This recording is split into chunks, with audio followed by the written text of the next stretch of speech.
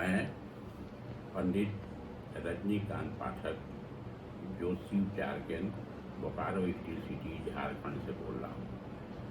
आज मैं अपने दर्शकों को ये बताने जा रहा हूँ कि पितृपक्ष क्या है, पितरपक्ष क्या है और उसको किस विधि से संक्षिप्त में करना चाहिए जिसके करने से हर एक प्राणी को लाभ हो। हिंदू धर्म में या सनातन धर्म में पितृपक्ष का बहुत ही महत्व है। इसमें करने से हर एक तरह की सफलता मिलती है। हिंदू को या सनातन धर्म के आदमी को इसको जरूर करना चाहिए। अब ये आश्विन कृष्ण पक्ष से स्टार्ट होता है और ये अमावस्या तक रहता है और इसके ठीक बाद आश्विन शुक्ल पक्ष जो आता है उसमें दुर्गा की उपासना की जाती है। तो दुर्गा का उपासना आश्विन शुक्ल पक्ष से होगा तो दुर्गा माता के जो भी पूजा करते हैं तो दुर्गा माता तब प्रसन्न होगी जब आप अपने पितरों को बढ़िया से श्रद्धा से उसका जो है सो श्राद्ध कीजिएगा। तो मैं उसी के लिए ये बता रहा हूँ इसको कैसे प्रतिपदा से लेकर के अमावस्या तक के तिथि को पितृपक्ष बोलते हैं। 2021 में पितृपक्ष 20 सितंबर से शुरू होती है और 6 अक्टूबर को ख़त्म होती है। इसमें करने से आदमी को क्या क्या फायदा होगा इसी के लिए मैं बता रहा हूँ। गीता में श्री कृष्ण भगवान कहते हैं कि जब आदमी मरता है तो मरने के बाद उसकी आत्माएं भटकती रहती है। जो बढ़िया कर्म करता है उसके लिए उसका भी जो आत्मा भटकती रहती है। अगर हम श्राद्ध कर्म करते हैं तो उसकी आत्मा को तृप्ति मिलती है और जब आत्मा अजर है और अमर है, वो कभी मरती नहीं है। और शरीर आत्मा जब दूसरे शरीर में प्रवेश करती है तो उसे हम लोग बोलते हैं पुनर्जन्म। तो इसी के लिए मैं अपने जातकों को बता रहा हूँ कि श्राद्ध किस तरह से किया जाए, कैसे किया जाए, क्यों इसको किया जाए, इसको करने से क्या फायदा होगा। उस तिथि में प्रतिपदा से लेके अमावस्या तक पितृलोक से आते हैं और चाहते हैं कि हमारे वंश में या हमारे घर में कोई आदमी हो जो हमको तर्पण करे, पिंड दान करे, तो उससे वो प्रसन्न होकर ऊपर चले जाते हैं और आदमी को आशीर्वाद देकर चले जाते हैं।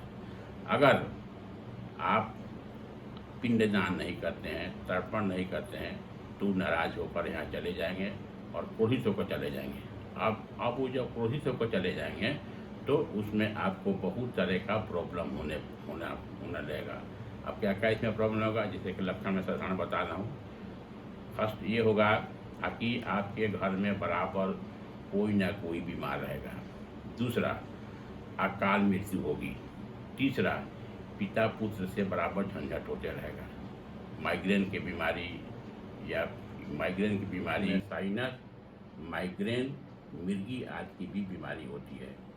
आदमी पागल की तरह हो जाता है और इसमें किसी भी काम में उसको सफलता नहीं आता है, यहाँ तक कि दुर्घटना होती है। और कितना भी आप मेहनत करते हो आपके घर में आमदनी नहीं होगी, वंश की वृद्धि नहीं होगी। तो ये सब जिसके घर में होता है इसका मतलब है उस घर में पितृदोष है। और पितृदोष कैसे होता है? सौर मंडल में सूर्य हम लोग का ग्रह का राजा है।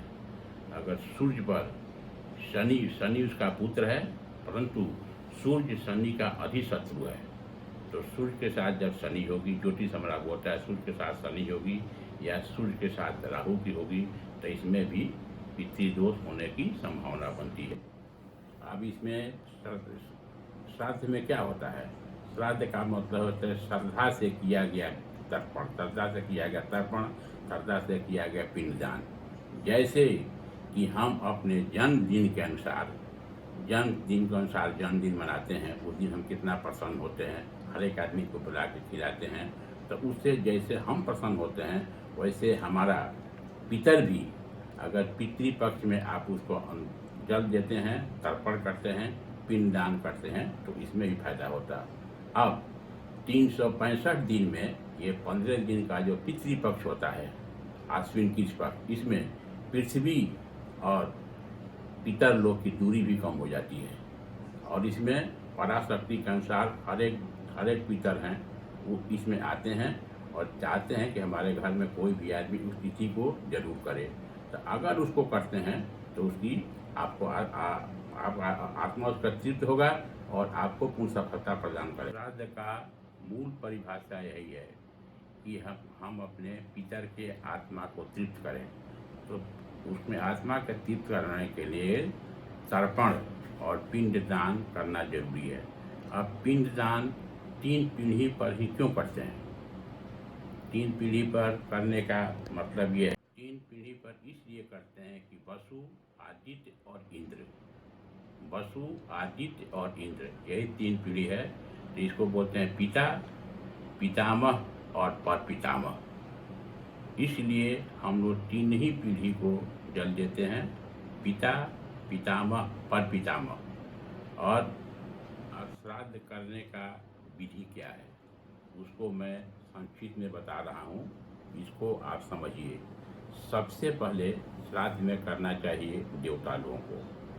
देवता लोगों को करने के लिए आप एक तांबा का पात्र लीजिए, उसमें थोड़ा चावल डाल दीजिए, उसमें थोड़ा फूल डाल दीजिए और फूल डाल करके थोड़ा कुश भी डाल दीजिए और उसमें अपने अनामिका में रिंग फिंगर में कुश बांध लीजिए और उसी कुश से लेते हुए हर एक देवता का नाम बोलते हुए उसको जल दीजिए।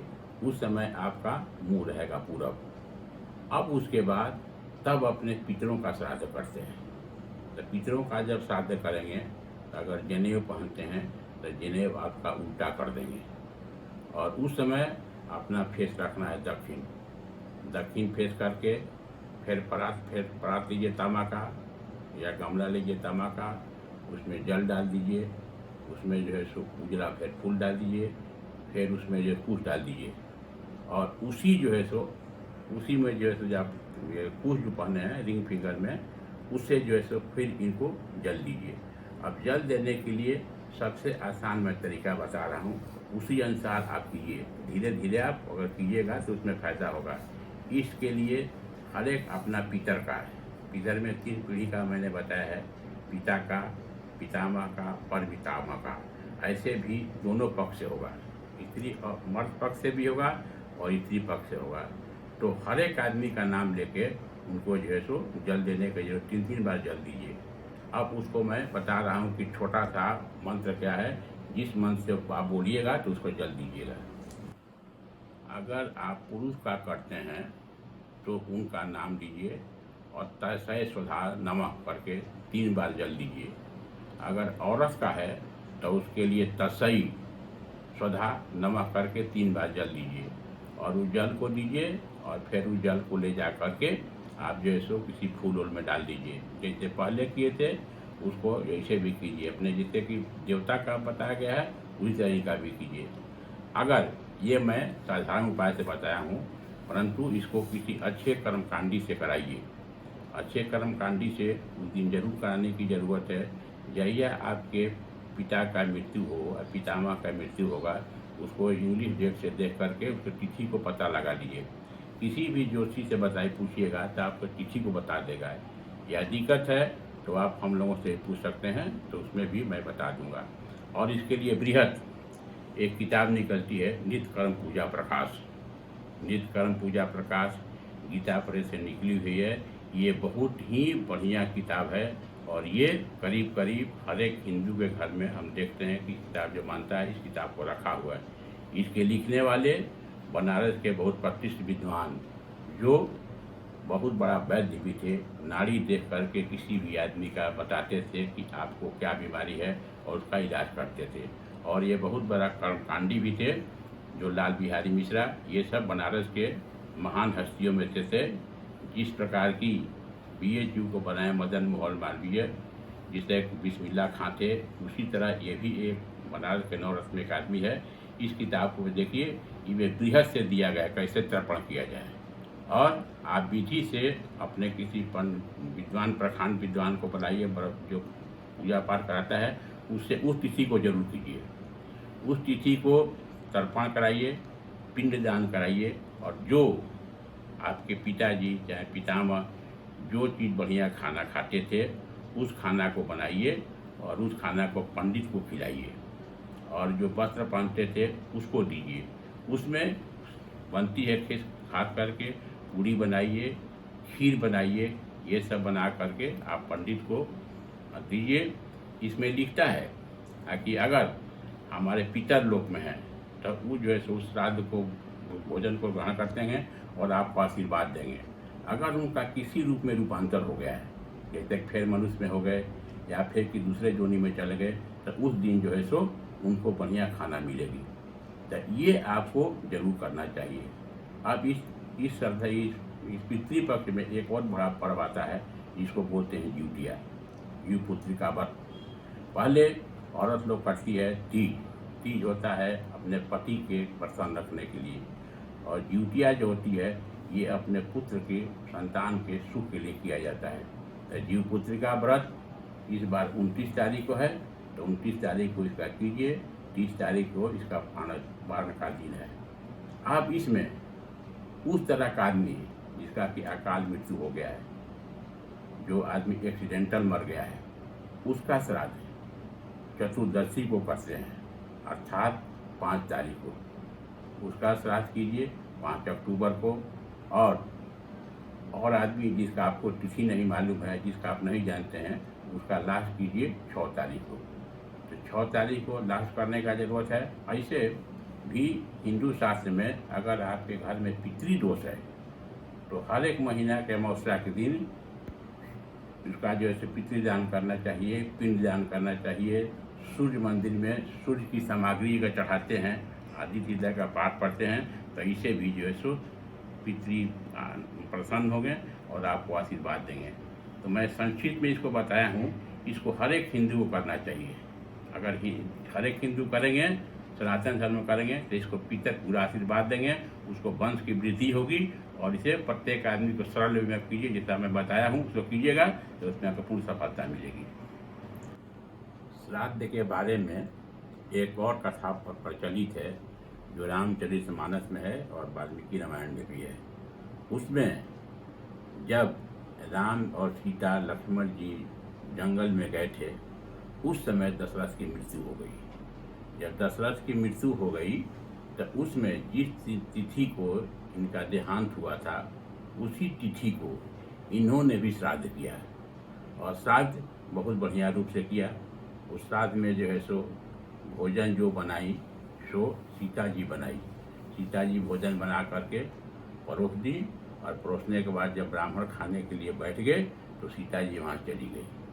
सीता जी अपने रूम में चली गई, तब सब ब्राह्मण लोग खा के चला गया, तब सीता जी फिर आई। तब उस समय श्री राम जी पूछते हैं, सीते मैं ये समझ में नहीं पाया कि तुम सब अन्न को बनाई, सब ब्राह्मणों लोगों को खिलाई, और जब उन लोगों का खाने का समय आया तब तुम यहाँ चली क्यों गई? तो सीता जी बोली, मैं इसलिए चली गई, यहाँ पर जितने ब्राह्मण थे सब हमको दशरथ के रूप में दिखाई पड़ रहे थे। और वो दिन याद है जब हम लोग वनवास जा रहे थे, तो वनवास जाने के समय जैसे हम अपना सब गहना उतार दिए, अपना सब वस्त्र उतार दिए, उसी समय दशरथ जी मूर्छित होकर गिर पड़े। और तब फिर उस घटना को मैं दोबारा रिपीट नहीं करना चाहती हूँ, इसलिए मैं उनके पास नहीं गई कि अगर जाएंगे तो फिर उनको इसी तरह का दुख होगा, कष्ट होगा, तो उनकी आत्मा फिर श्राप देगी। तब इस पर रामचंद्र जी बोला कि तुम सीते बहुत ही बढ़िया काम की हो।